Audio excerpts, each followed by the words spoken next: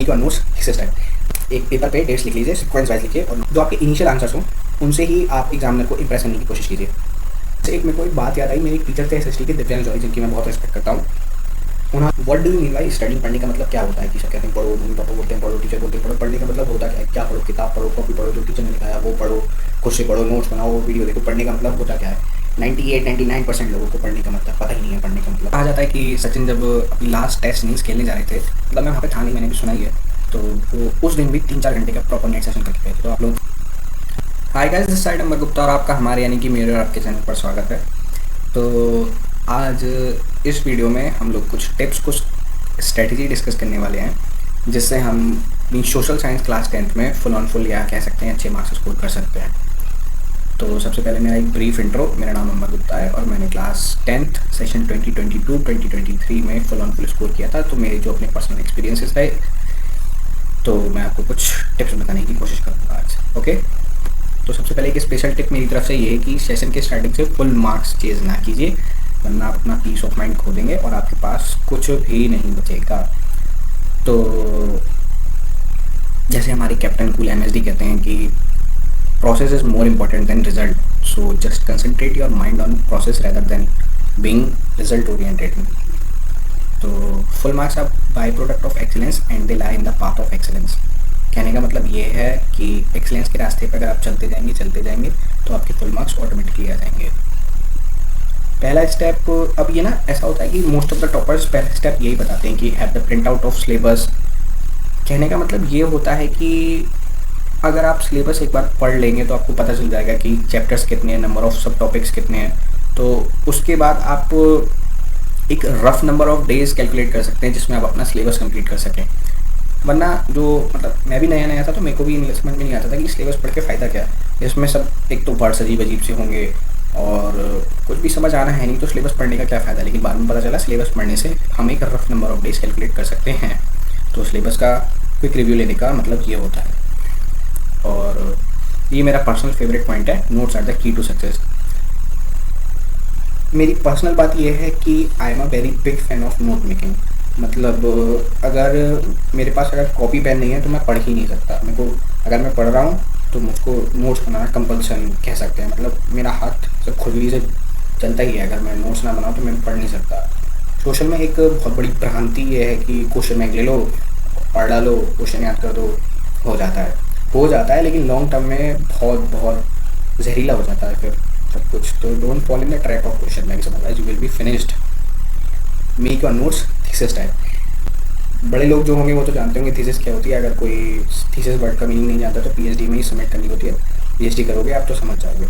तो नोट्स बनाने हैं अपने, काफ़ी डिटेल्ड बनाने हैं, शॉर्ट नोट्स नहीं बनाने हैं। शॉर्ट नोट्स का मैं पर्सनल फ़ैन नहीं हूँ। मेरे को मतलब शॉर्ट नोट्स का कंसेप्ट समझ में नहीं आता। पहली दूसरी रीडिंग में शॉर्ट नोट्स बनाना बेवकूफ़ी है, क्योंकि आपको पता ही नहीं क्या इंपॉर्टेंट है या फिर मतलब एसेंस क्या है चैप्टर का। पहली दूसरी रीडिंग में कहाँ समझ में आता है। तो शॉर्ट नोट्स पहली दूसरी रीडिंग में बनाना ज़रूरी नहीं है।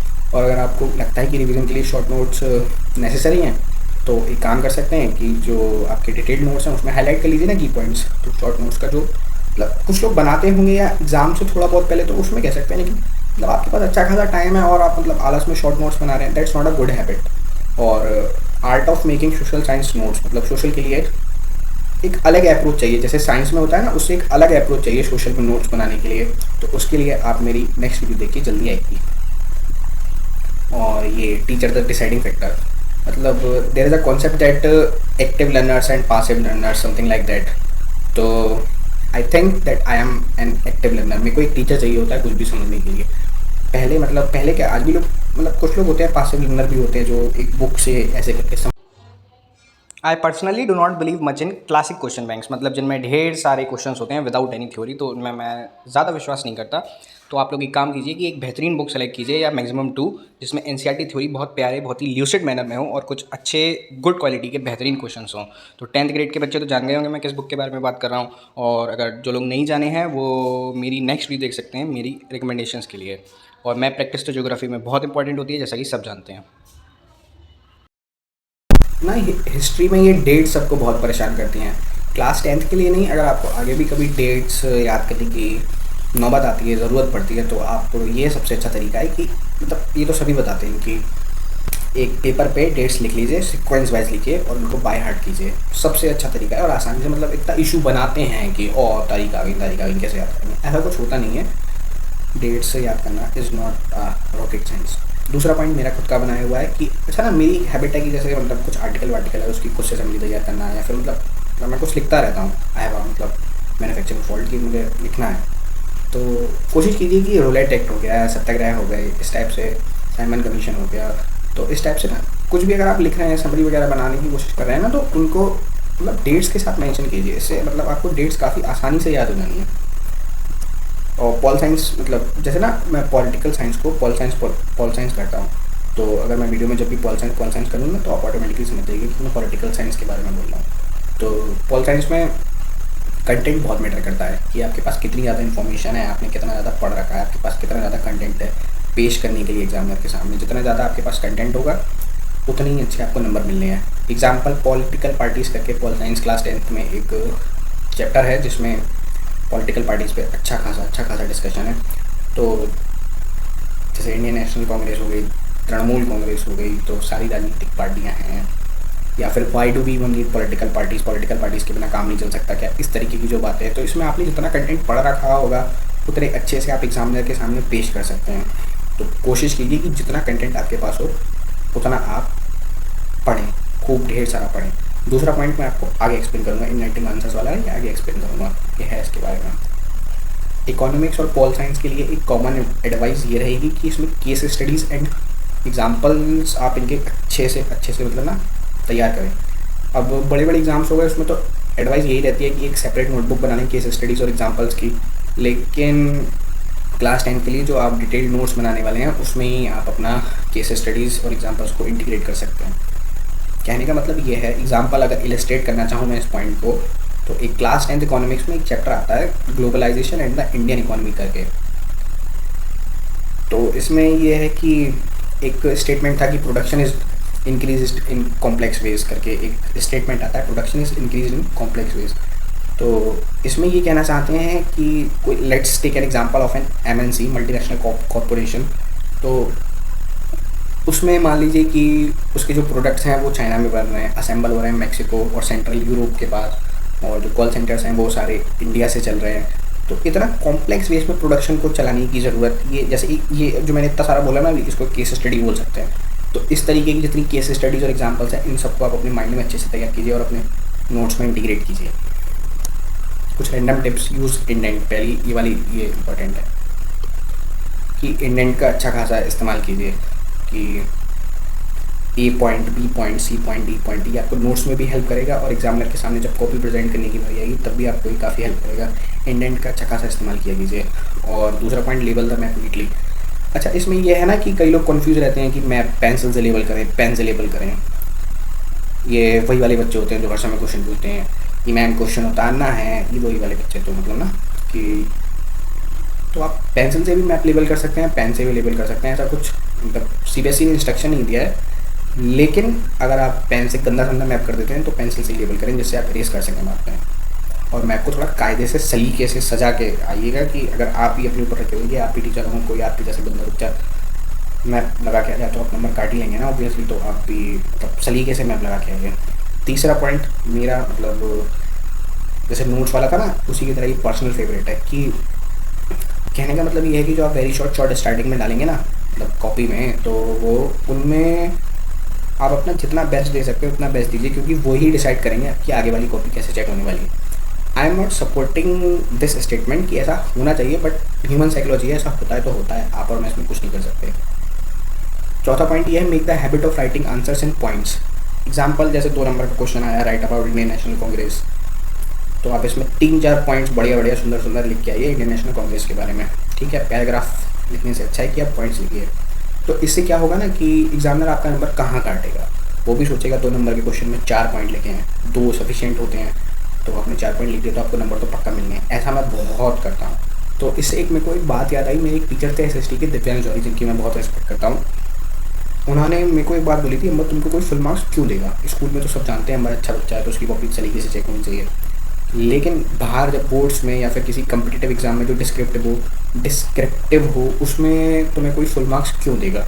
मैंने पूछा सर क्यों देगा, तो उन्होंने कहा कि सही बात है। तो उन्होंने कहा जब तुम्हारी कॉपी जो होनी चाहिए ना, वही तुम्हारा बायोडाटा, वही तुम्हारा आधार कार्ड, वही तुम्हारा सब कुछ होना चाहिए। तो मतलब काफ़ी स्ट्रॉन्ग मैसेज है कि आप भी अपनी कॉपी ऐसे सजा के आइए कि एग्जामिनर आपके नंबर काट ही ना पाए।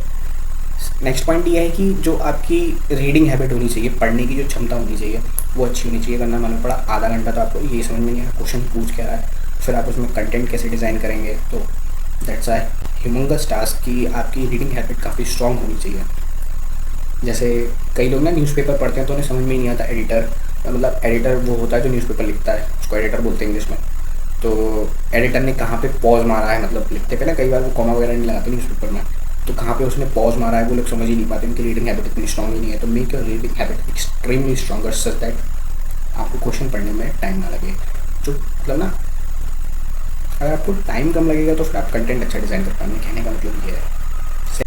अब इसमें सेकंड लास्ट पॉइंट ये है कि जो सीबीएसई हमारा ऑफिशियल क्वेश्चन पेपर रिलीज़ करता है उस पर रिलाई कीजिए, उस पर डिपेंड कीजिए, rather than depending on sample papers released by private publications.